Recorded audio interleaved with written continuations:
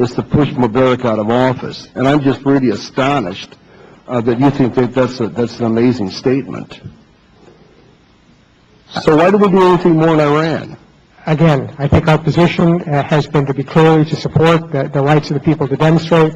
We've made clear that we thought that the election was not conducted fairly, openly, that we spoke out against the oppression, we spoke out against the violence. It was clearly not enough. I mean, I don't think anybody in this country who's interested in Iran turning around was satisfied with the statement of the President of the United States. So what are you going to do now in light of the President's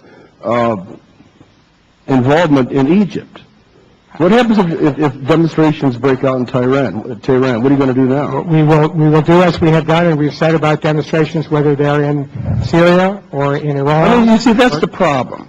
The answer that you are giving, I know it's well intended, and it's obviously factual, but it's weak.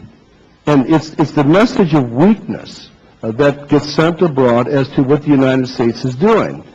President Obama and the Secretary of State have been very clear about what's going on in Egypt. Granted, the demonstrations there have lasted longer than in Tehran.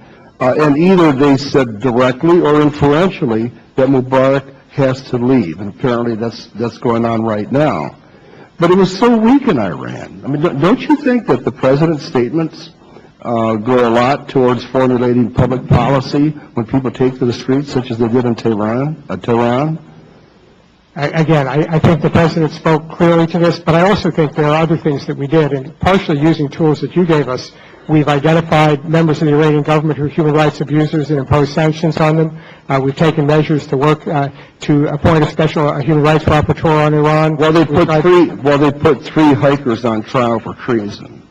And we have made very clear and worked very hard, including... Well, nothing's working, so are you going to change something in Iran? We have a very comprehensive strategy vis-a-vis Iran, which not only deals with the human rights abuses there, which are substantial, but also the Iranian nuclear program, which has led us, with the leadership of the Congress working together with us, to impose the most comprehensive sanctions on Iran that have ever been imposed, and have led us to help mobilize the international community. And I think the two have gone together, because the fact of the democratic repression and the deprivation... Well, I just want to, remaining time, just let you know how disappointed we were with the President and the very weak response to the people demonstrating for democracy in the streets of Tehran back in the summer of '09. Thank you, Mr. Minister. I very much agree with you.